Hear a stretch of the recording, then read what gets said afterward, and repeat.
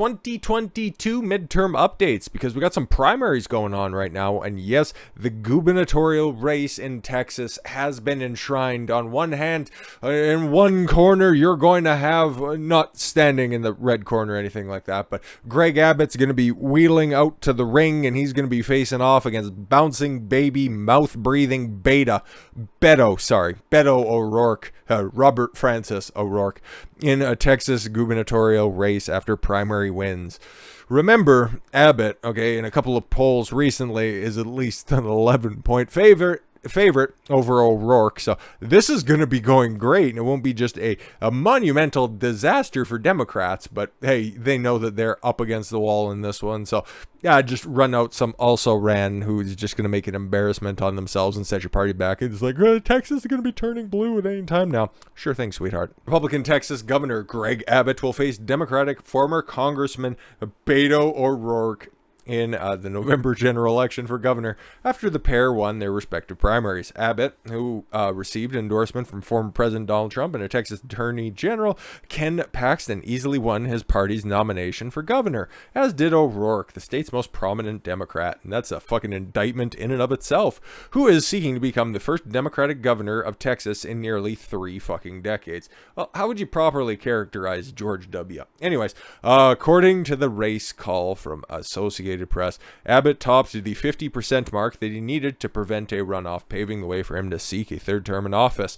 Other gubernatorial candidates include businessman Don Huffins, who had a lot of establishment backing, by the way, who issued a statement conceding defeat to the governor before projected results were released. It's like, listen, I fundraised a lot, so don't worry about it. Conservative commentator Chad Prather, nothing terribly wrong with him, but Abbott's doing a decent job, so you were up against it. And former chairman of the Texas GOP, Allen West, I'm going to change because we don't need another Trumpian in the governor's mansion in Austin. No, we don't need that. Sure thing, pal. The race was called by the AP shortly after 8 p.m. local time. When did polls close? 7:30?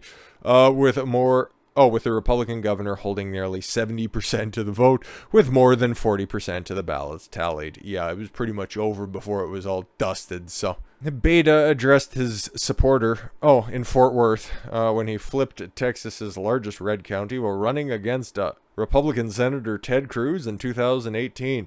Wow, yeah, imagine that. A big metropolis, because, Fort Worth, Dallas, he flipped a major city blue.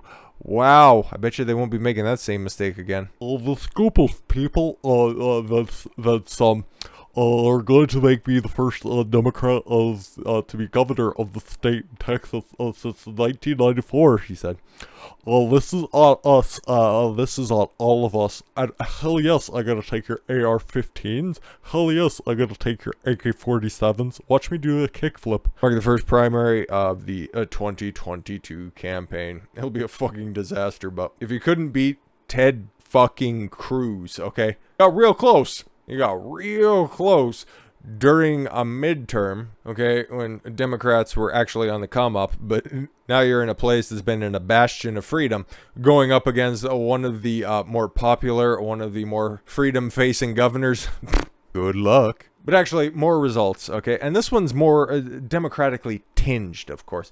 And it just goes to show you just the overall outcome of the specific Texas races that's going on. And in fact, the power of endorsement, That's what's going to be on display here because, yes, Abbott outright won his primary. He was endorsed by, Trump, of course. But let's see the other side of this. Let's see the power of the AOC endorsement. Progressive Cisneros and centrist Cuellar headed to Democratic primary runoff. Seems like a pretty niche congressional district, but this is also, right along the border. And Henry Cuellar was the Democratic representative. He still is of the area when he's like, yeah, listen, illegals are just pouring over the border and my constituents ain't having fuck all about it. So now, for speaking up and breaking ranks, AOC went down to campaign a couple of weeks ago and she's like, we're going to turn Texas blue. And it's like, good luck. So Cuellar might win again. There's going to be another primary. It's looking like he's probably going to end up winning the fucking primary if we're all going to be honest about this shit. But it all depends on who the Republicans run against them. But this is going to be an indictment on progressive politics anyways. But here's more information on it. Cuellar will face Cisneros in a runoff of the Democratic nomination for Texas's 28th congressional district after the first primary battle proved inconclusive. The 28th district, which includes San Antonio and runs parallel to the Rio Grande, is heavily Democrat-leaning. The district is dominated by Hispanic voters, who comprise around 80% of the population.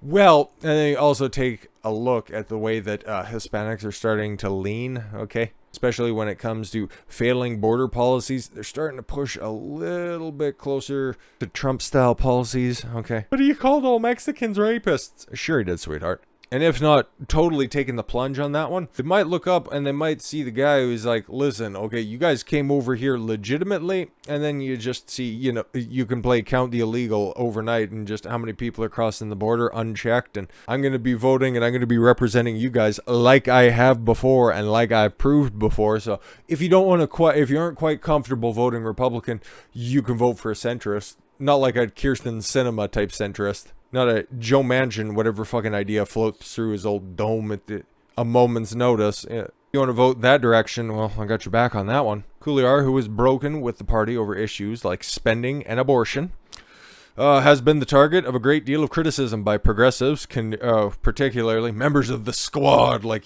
Rashida Tlaib, Ocasio-Cortez, and Ilhan Omar. More on her in a moment. Hoping to unseat Cuellar, who has represented the district for nearly 20 fucking years, Ocasio-Cortez backed primary challenger and progressive Democrat Jessica Cisneros in a primary battle on Tuesday. Let's see what AOC's endorsement and campaigning promises, okay?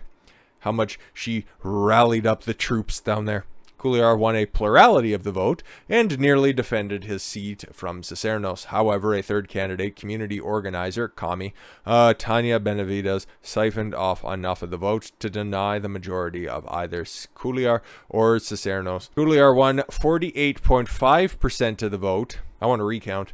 Of the vote compared to Cisneros' 46.8%. Benavides won 4.7% because a candidate must receive 50% of the vote to receive the primary nomination for the district. Cuellar and Cisneros will now head to a runoff election for the nomination.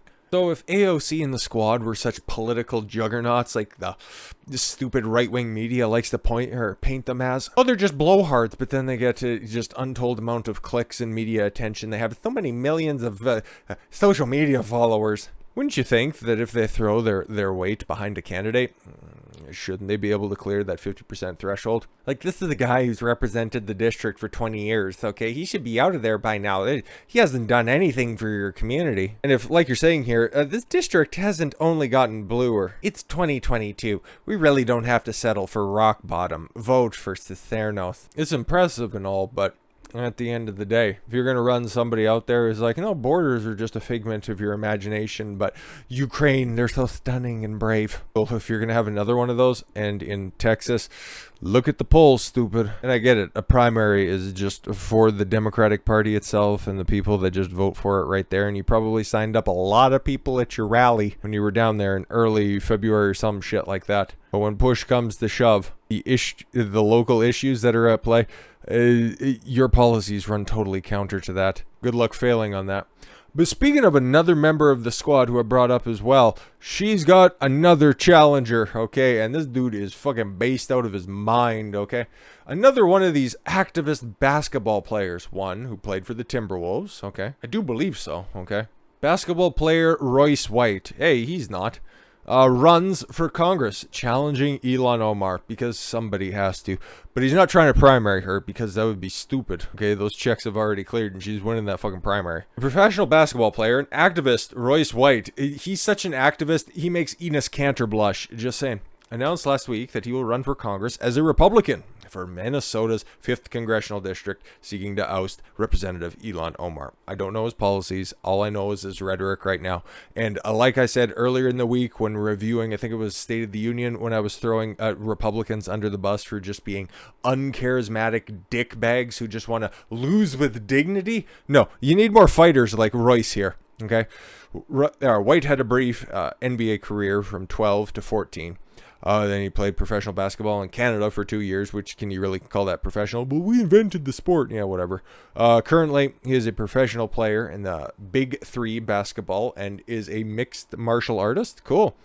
He said he fought against NBA to create a mental health policy and paid the price with his career. I'm running for Congress because our leaders have sold us out. Yep, literally. We have to fight for freedom. We have to protect our communities. We have to restore what it means to be an American citizen. Aha. Check the birth certificate. Just kidding.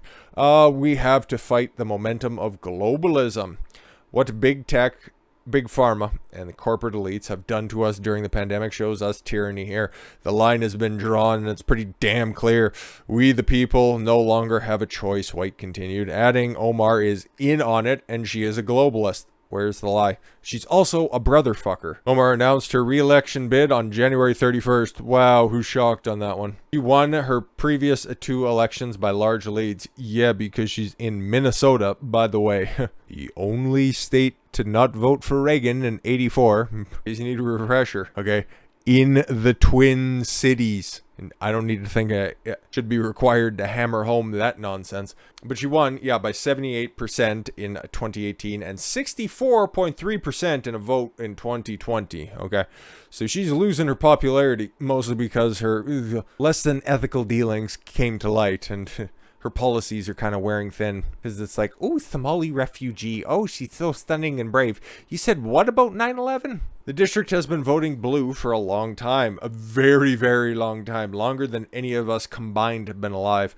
And I hope that I can shake that up. You can try. It's worth a try. And that's incredibly important because Republicans, for the longest time, prior to Trump, were just giving up on areas. And they were just trying to be, oh, good old conservatives. Oh, we're just going to go ahead and, even though the walls continue to close in, we're just going to be happy with our just tiny little circle. But don't come any further. And if you do, we'll just tell you to not come any further, and then you just keep encroaching until we have nothing left, but we'll have this cow that we can represent. Fucking nonsense. Anyways, he continued, I hope I can make people see that for a long time they voted against their own interests. He's saying the right things. I don't know how successful he'll be, but he's saying the right things.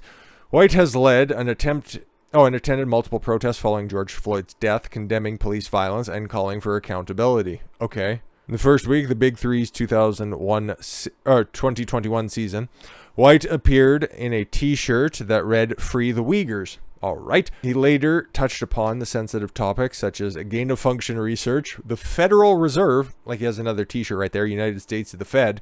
Yep, Julian Assange, the Great Reset, and ivermectin. And he also writes in Sharpie on his head, Free the Uyghurs. White will face Cecily Davis and Shu... Yes, in the August 9th primary. So it's going to be a minute before we figure out what the hell goes on there. But and who even knows if he's going to be making it that far. Because, yeah, he's saying the right things and he seems to be pretty based on certain subjects. But according to public court records, White is the subject of several pending civil court proceedings, including some active judgments against him for the total of nearly $178,000. Case includes failure to pay child support, and the recently settled eviction case. Should run as a Democrat. It will really resonate with your party. Or with that party, rather. Either him or, yes, Abby Darman there.